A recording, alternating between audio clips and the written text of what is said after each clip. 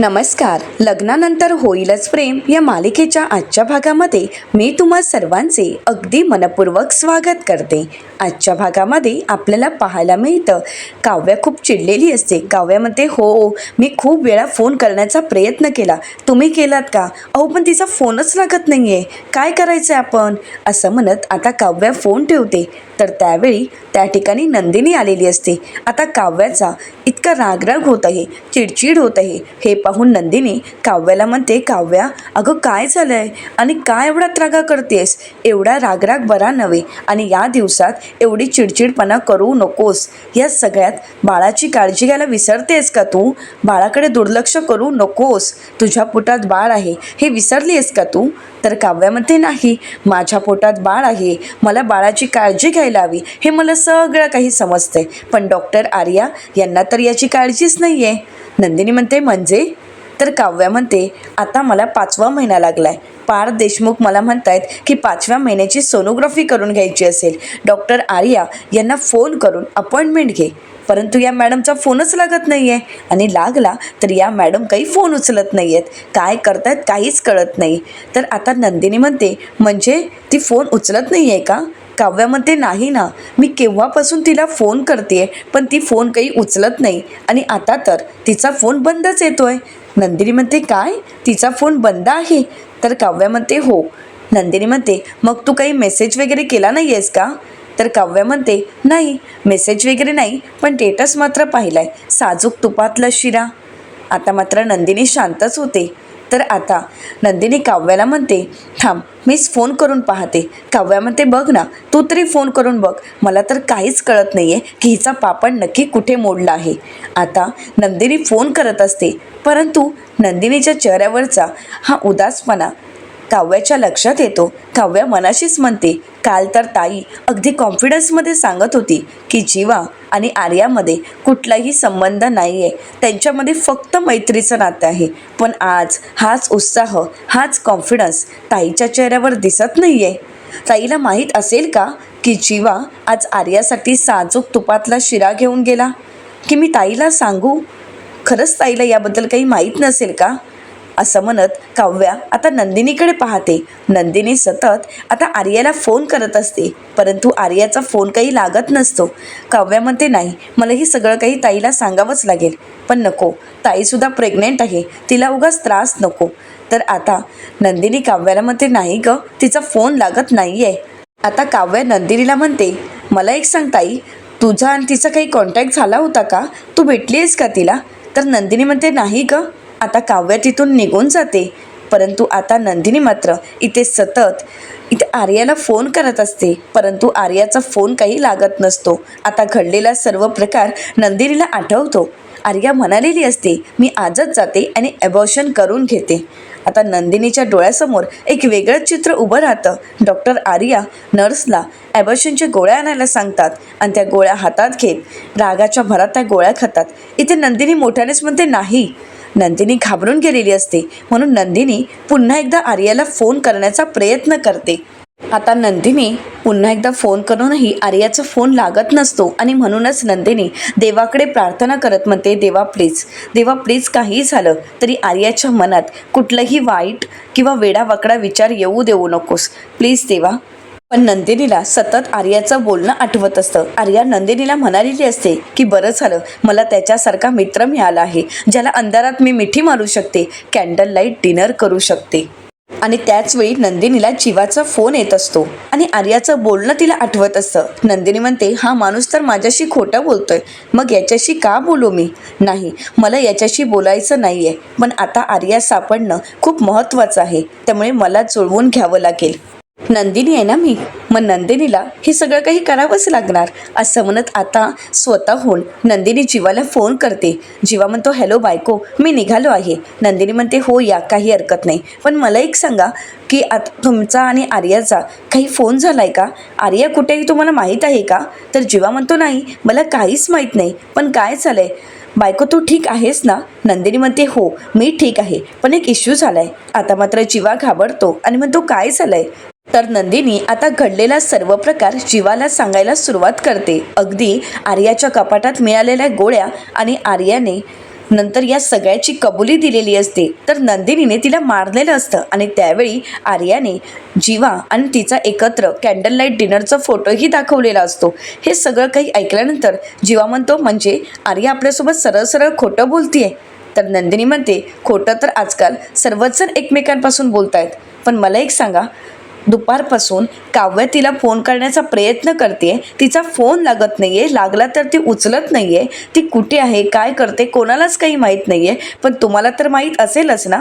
तर जीवा म्हणतो, नाही, माझा आणि तिचा काहीच कॉन्टॅक्ट झाला नाहीये.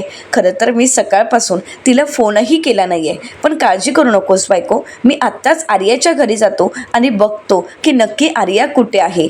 नंदिनी म्हणते, बरं ठीक आहे, असं म्हणत नंदिनी फोन ठेवते. तर दुसरीकडे जीवा आता आर्याच्या घरी जायला निघालेला असतो, परंतु त्याच वेळी पार्थ त्या ठिकाणी आलेला असतो. आता जीवाला मात्र धक्काच बसतो आणि इथे मात्र आर्या अनवाणी पायाने देवी आईच्या मंदिरात आलेली असते.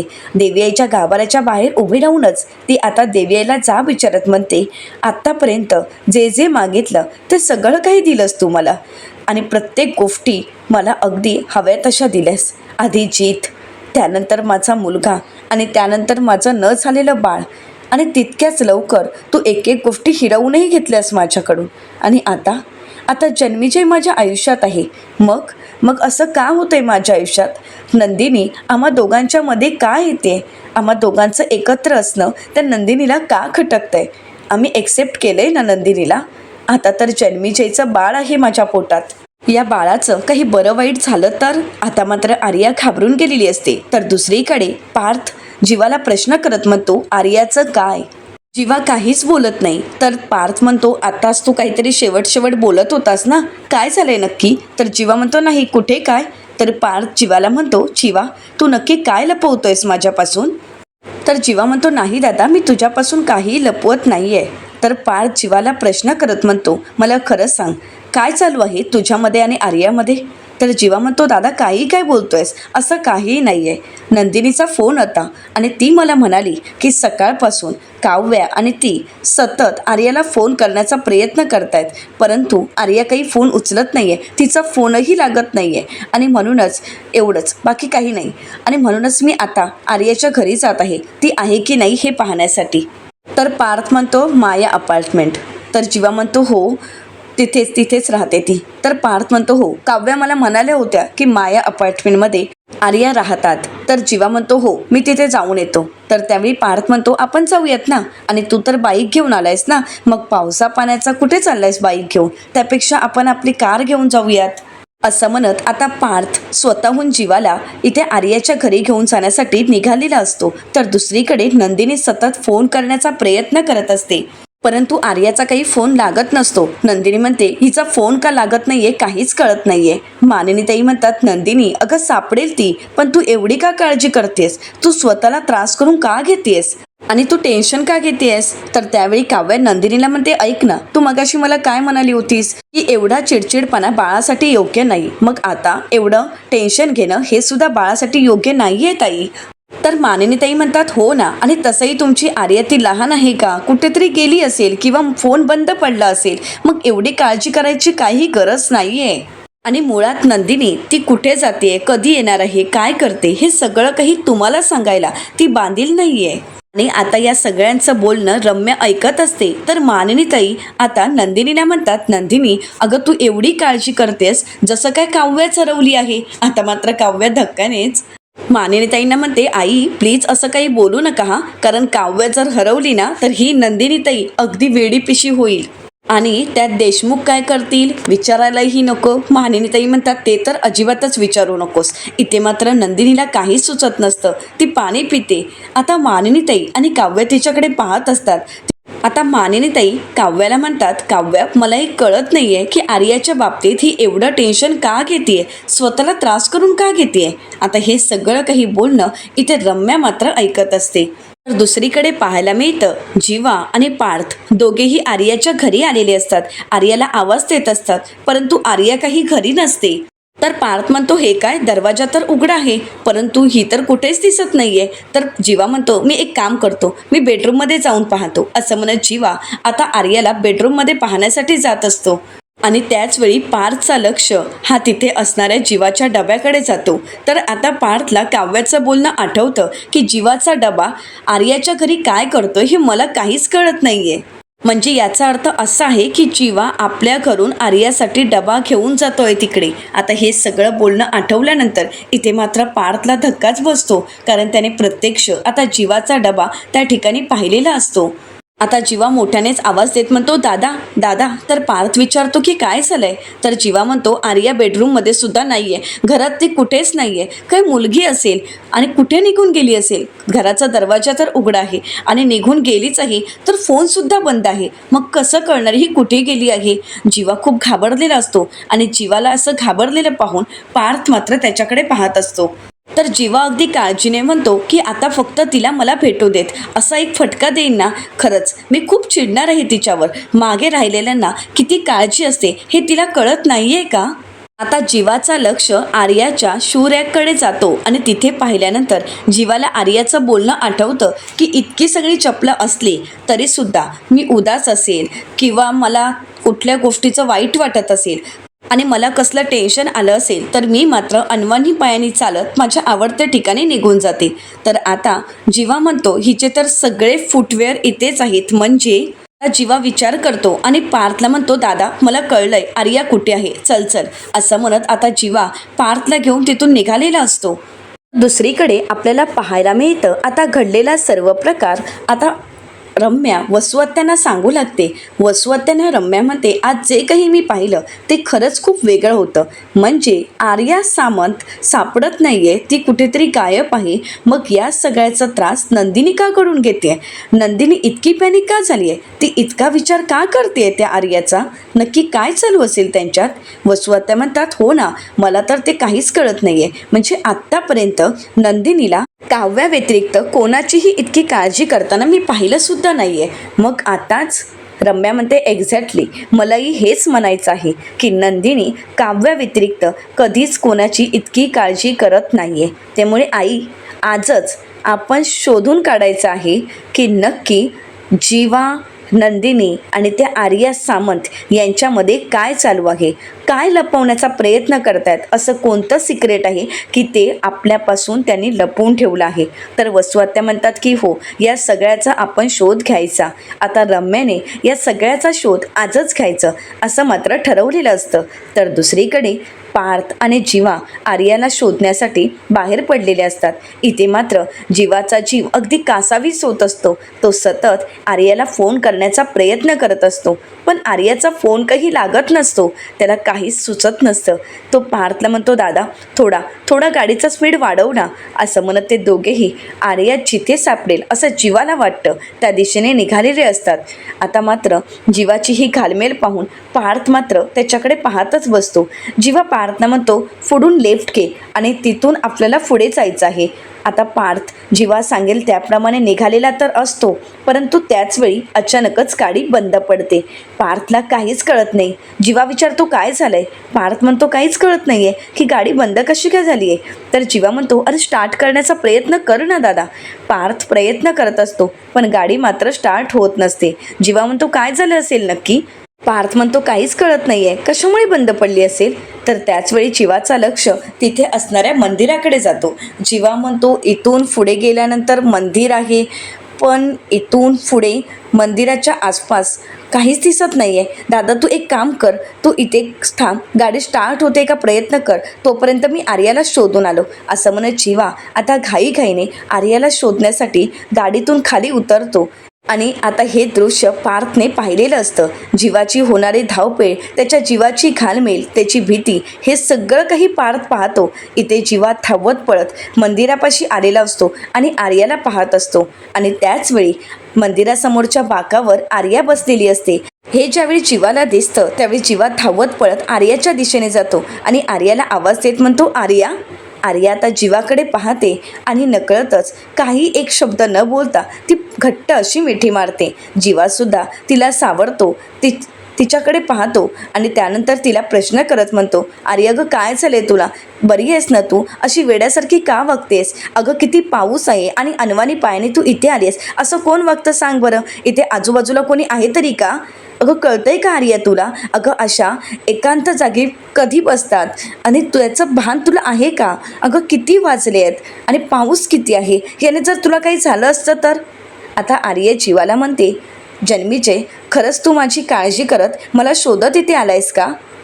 जन्मीचे तू मला शोधत आलायस, तू माझी काळजी करतोयस, याचा मला काहीच त्रास होत नाही आहे. पण नंदिनी, आज जे नंदिनी काही माझ्याशी वागली ते मला अजिबात आवडलेलं नाही.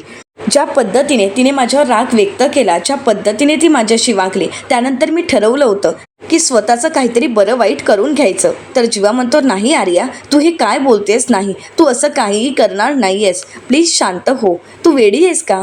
तर आर्या म्हणते, पण जन्मीजय, मी जर स्वतःच्या जीवाचं काही बरं वाईट केलं असतं आणि जर काही बाळाला झालं असतं तर? आता मात्र जीवा घाबरतो आणि म्हणतो, नाही नाही, असं काहीही होणार नाही. प्लीज तू असा वेड्यासारखा विचार करू नकोस. बाळाला काहीही होणार नाही. जीवाला इतका त्रास होत असतो की आर्याच्या लक्षात येताच आर्या जीवाला सावरत म्हणते, जन्मेजय, तू स्वतःला त्रास करून नको घेऊस, तू नको टेन्शन घेऊस. मी अशी वेड्यासारखी नाही वागणार. मी तुला प्रॉमिस करते की मी बाळाची नक्की काळजी घेईन, त्याला काहीही होऊ देणार नाही. मी खूप खूप नीट वागेन, खरं सांगते. असं म्हणत आर्या पुन्हा एकदा जीवाला मिठी मारते आणि जीवा तिला सावरतो. पण दुसरीकडे पार्थ जीवा येण्याची वाट पाहत असतो, परंतु जीवा काही आलेला नसतो आणि तोपर्यंत गाडी स्टार्टही झालेली असते. आता जीवा धावत पळत मंदिराच्या दिशेने आलेला असतो आणि त्याच ठिकाणी आता पार्थही येतो आणि ते दृश्य पाहिल्यानंतर पार्थला धक्काच बसतो, कारण आर्या जीवाच्या मिठीत असते आणि हे पाहून पार्थच्या पायाखालची जमीनच सरकते. आर्याने जीवाला मिठी मारणं आणि जीवाने आर्याला आपल्या मिठीत सामावून घेणं हे सगळं काही पाहिल्यानंतर इथे मात्र पार्थ खूप चिडलेला असतो. पार्थ आपल्या गाडीची लाईट त्या दोघांवर मारतो आणि त्यावेळी मात्र लाईट पाहताच दोघंही भानावर येतात आणि आता जीवा पाहत असतो ती गाडी कोणाची आहे. आणि ज्यावेळी जीवाला कळतं की ही तर पार्थची गाडी आहे आणि आता दादा तिथे पोचलाय, हे मात्र ज्यावेळी जीवाच्या लक्षात येतं त्यावेळी मात्र जीवा घाबरून गेलेला असतो. जीवा आता आर्याकडे पाहतो तर आर्याही पाहते तर तिथे पार्थ आलेला असतो. आर्याला सुद्धा खूप भीती वाटत असते. तर दुसरीकडे नंदिनी मात्र त्याच गोष्टींचा विचार करत असते आणि त्याचवेळी नंदिनीचं मन नंदिनीच्या समोर येतं आणि नंदिनीला प्रश्न करत म्हणतं, नंदिनी मॅडम, काय झालंय? कसला विचार करताय? आला का तुमचा जीवा घरी? तर नंदिनी काहीच उत्तर देत नाही. तर नंदिनीचं मन नंदिनीला म्हणतं, नाही आलाय. हसतच आता ते म्हणतं, अच्छा, तो नक्कीच त्याच्या आर्याकडे असेल. आता हे ऐकल्यानंतर नंदिनी खूप चिडते आणि म्हणते, हे बघ तू. तर त्यावेळी नंदिनीचं मन नंदिनीला म्हणतं, अगं माझ्यावर चिडून काय होणार आहे? त्यावेळी सुद्धा अशीच तू तुझ्या आईवर चिडली होतीस. आता मात्र नंदिनी शांतच होते. तर नंदिनीचं मन नंदिनीला म्हणतं, आठवतंय ना, इथे याच खोलीत आई तुला म्हणाली होती, नंदिनी, सरोगसीच्या भानगडीत पडू नकोस. आता मात्र नंदिनीला आईचं बोलणं आठवतं. शारदाताई नंदिनी आणि जीवाला म्हणालेली असतात की तुमच्या दोघांच्या नात्यामध्ये तुम्ही तिसऱ्याला इन्व्हॉल्व का करताय? एक गोष्ट विसरू नका, त्या बाळाची आई नंदिनी नाही तर एक दुसरी मुलगी असणार आहे. तुम्ही आता इमोशनल होऊन होकार द्याल, परंतु नंतर मात्र गुंता वाढत जाईल. नंदिनीचं मन नंदिनीला म्हणतं की तेव्हा आई म्हणाली होती की कशाला तुमच्या आयुष्यात तिसऱ्या व्यक्तीला इन्व्हॉल्व करताय, पण नाही, त्यावेळी तर तू भानावर नव्हतीस, आईचं काही ऐकून घेण्याच्या मनस्थितीतच नव्हतीस. खरं तर तुला काही आईचं ऐकूनच घ्यायचं नव्हतं आणि तुला जे हवं ते तू केलंस. पण आता कळतंय ना, मग आता का रडतेस तू? तर आता नंदिनी अगदी ठामपणे आपल्या मनाला उत्तर देत म्हणते, नाही, जीवा माझा विश्वासघात करू शकत नाहीत. माझा जीवांवर पूर्ण विश्वास आहे आणि तितकाच जीवांचंही माझ्यावर. आम्हा दोघांनाही एकमेकांवर पूर्ण विश्वास आहे. आम्हा दोघांचं नातं इतकं घट्ट आहे की जीवा माझा विश्वासघात करणं शक्यच नाही. त्यांचं माझ्यावर जीवापाड प्रेम आहे. तर आता नंदिनीचं मन हसतच म्हणतं, प्रेम? हेच प्रेम जीवाचं अगोदर काव्यावर सुद्धा होतं, पण त्यानंतर हा जीवा तुझ्या प्रेमात पडला होता. पण आताच हा जीवा जर आर्याच्या प्रेमात पडला तर त्यात नवल काय? आता मात्र नंदिनी चिडते आणि म्हणू लागते, मी माझ्या नवऱ्याच्या बाबतीत काही ऐकून घेणार नाही. नाहीतर असं म्हणत नंदिनी तिथे असणारा फ्लॉवर पॉट घेते आणि आता आपला समोर असणारं प्रतिबिंब याच्यावर फेकून मारत असते. तर त्यावेळी नंदिनी तिथेच थांबते. तर नंदिनीचं मन नंदिनीला म्हणतं, थांबलीस? का थांबलीस? नंदिनी, काय झालंय? आता तू चिडली होतीस ना माझ्यावर, मारत होतीस ना तू मला, मार ना मला. अगं पण एक गोष्ट तू विसरतेस का? आता जरी तू मला मारलं तरी सुद्धा त्रास मात्र तुलाच होणार आहे. आणि एक गोष्ट विसरू नकोस, आता तू काहीही केलं तरी त्रास हा तुलाच होणार आहे, असं म्हणत नंदिनीचं मन तिथून गायब होतं. इथे मात्र या सगळ्याचाच नंदिनीला खूप त्रास होत असतो.